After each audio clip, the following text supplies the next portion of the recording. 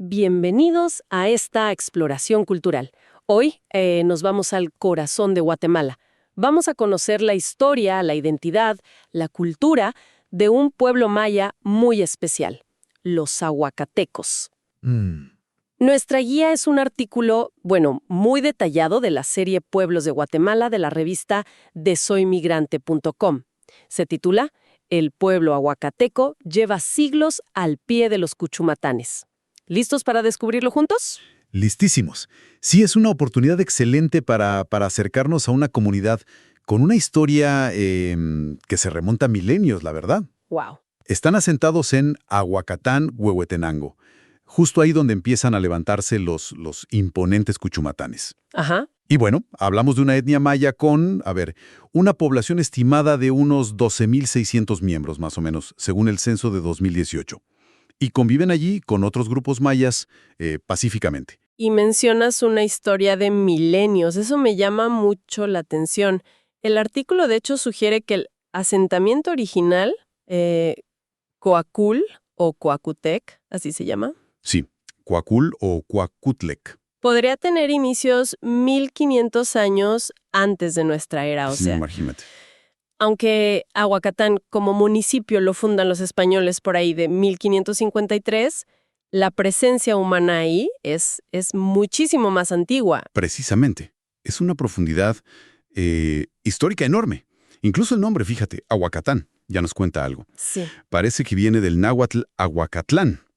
Podría significar algo como lugar donde abundan los aguacates. Ah, claro. Y esto, no solo nos habla del entorno, de la ecología del lugar, Ajá. sino que sugiere posibles interacciones culturales, quizás con pueblos de habla náhuatl mucho antes de que llegaran los españoles. Es como una pequeña ventana a ese pasado precolombino tan complejo y conectado.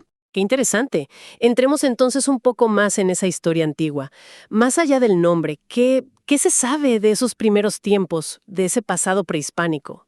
Pues mira, la fuente nos lleva a un lugar llamado Chalchitán. Parece que fue el centro más antiguo que se conoce en territorio aguacateco. ¿Chalchitán? Aunque su nombre original parece ser era Coacul o Coacul. Coacul.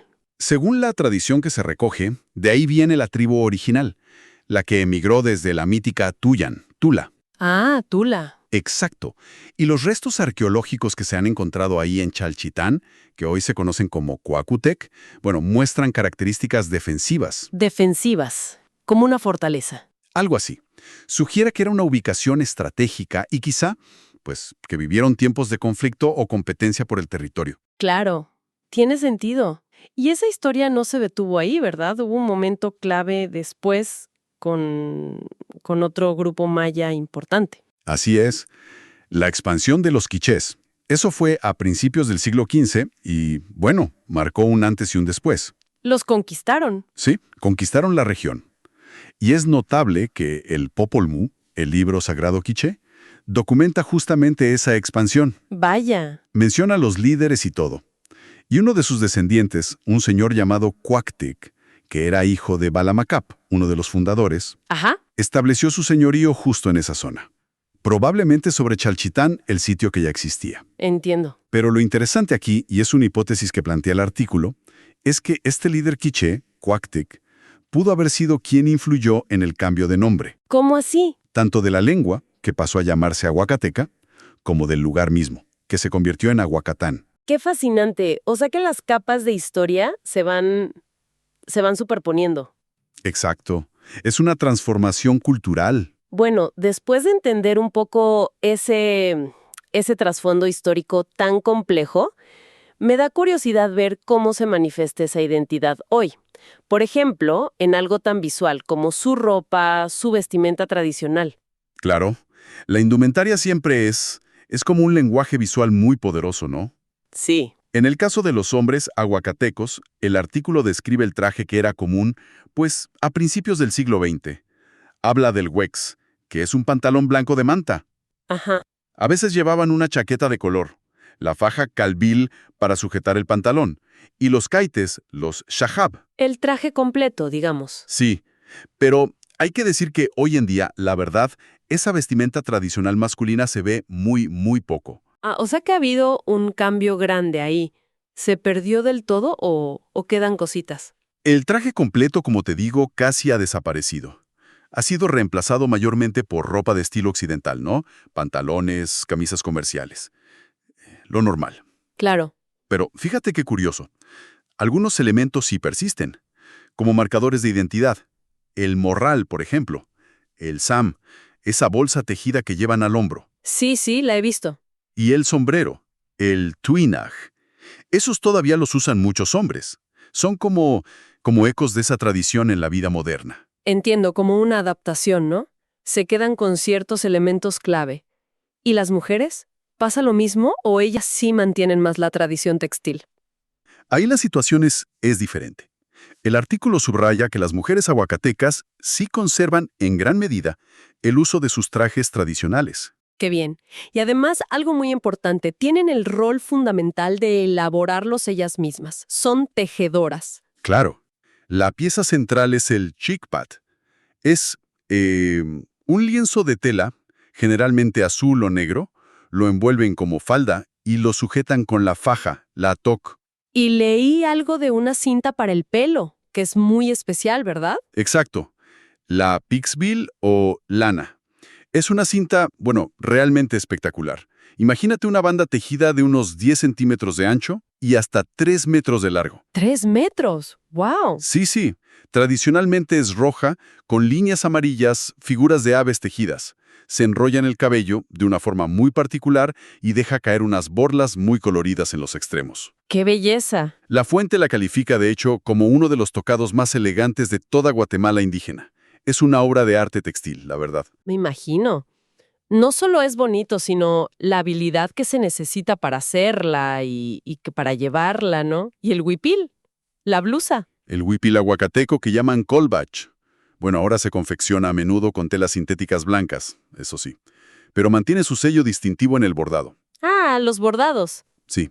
Alrededor del cuello redondo explotan flores. Flores de muchísimos colores. Y una adaptación más reciente que señala el artículo es que ahora parece que también bordan las mangas. Le añaden más detalles. Exacto. Más superficie para la expresión artística. Y no hay que olvidar la exbu. La exbu. ¿Qué es? Es una manta de colores que sirve para todo, para protegerse del sol, del frío, para cargar a los niños. Es parte esencial del atuendo y de la vida diaria. Entiendo. Todo esto nos habla de estética, de tradición. Pero el artículo va más allá. Dice que estos diseños, los bordados y eso, tienen un significado muy profundo, que no son solo adornos. Ese es un punto crucial, yo creo, para entender la riqueza cultural. Los bordados, los brocados en los textiles aguacatecos son un sistema simbólico. Un sistema simbólico, sí. Representan elementos de su entorno. Las montañas, los ríos, los animales, pero también de su cosmovisión. Se consideran formas de diálogo con el mundo espiritual, con las fuerzas de la naturaleza. ¡Vaya! Lo fundamental aquí es entender que la ropa no es solo para verse bien. Es una forma de conocimiento ancestral que se lleva puesto. Es un lenguaje visual que conecta a la persona con su comunidad, con su historia, con su cosmos. Es como llevar el universo tejido sobre la piel. Llevar el universo tejido. ¡Qué imagen tan potente, de verdad! Y si esa cosmovisión está tan presente en lo textil, ¿cómo se refleja en otras áreas? En las estructuras sociales, en la familia, en la comunidad. ¿Qué dice la fuente sobre eso? Pues mira, el artículo destaca algo muy importante: el inmenso respeto y la autoridad moral que se les da a los ancianos. Ah, los mayores. Sí, no son solo personas mayores. Son los guardianes de los principios éticos, espirituales mayas. Son la memoria viva de la comunidad, los encargados de transmitir el conocimiento ancestral a las nuevas generaciones. ¡Qué rol tan fundamental! Fundamental. Y en la familia, que generalmente es nuclear, el padre, el tata, es la figura de autoridad, mientras que la madre, la nana, tiene un rol central en la crianza, en guiar a los hijos e hijas. Los llaman Will, Chu, Kiajol, Mel. Ajá, Les enseña las labores diarias, pero también los valores de respeto, de colaboración. entiendo la estructura. Y en cuanto a las creencias más, digamos, espirituales o sobrenaturales, ¿Qué menciona el artículo sobre cómo ven el mundo invisible? Describe una cosmovisión donde, bueno, lo natural y lo sobrenatural están súper ligados.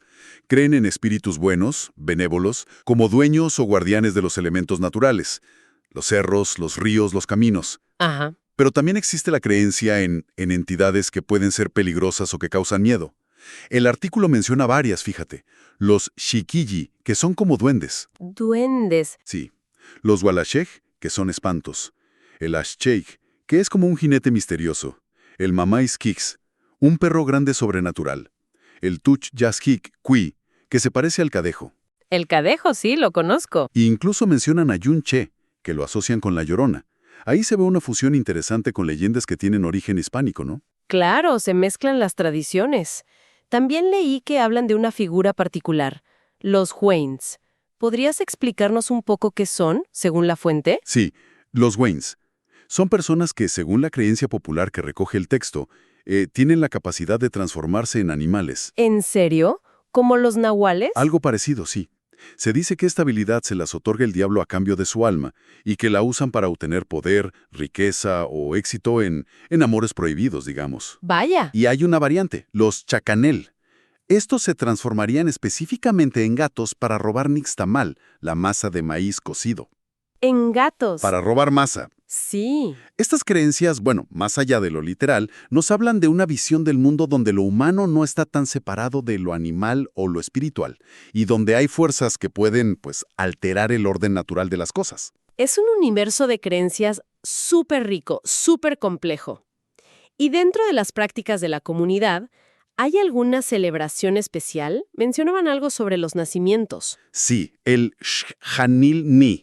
Se traduce algo así como comida de apazote por el niño. Comida de apazote. Es un ritual importante. Se celebra 8 días después del nacimiento del bebé. Los padres y los abuelos invitan a toda la familia, a los amigos, a compartir una comida especial. Es un acto que marca la integración del recién nacido en la comunidad, en la red social.